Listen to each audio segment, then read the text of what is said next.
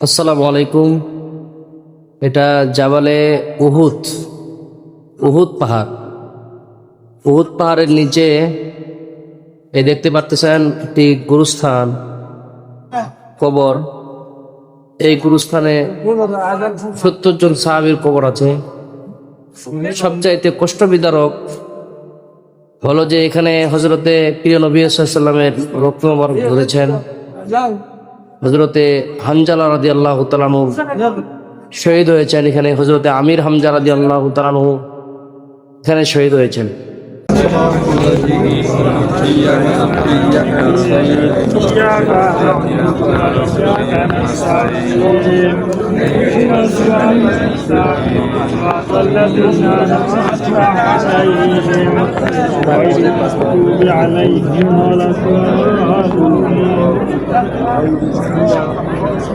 قل هو الله احد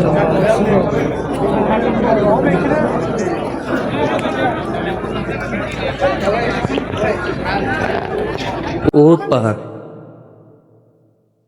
সুবহানাল্লাহ, সুবহানাল্লাহ। আল্লাহ, এই পাহাড়গুলি, এই জায়গাগুলি তুমি আমাদেরকে দেখাচ্ছ আল্লাহ।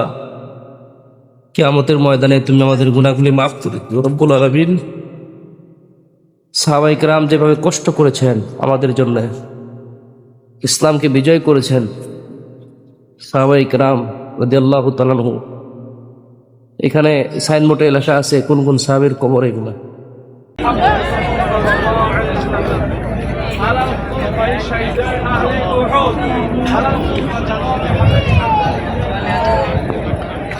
ওই পাশে জাবালে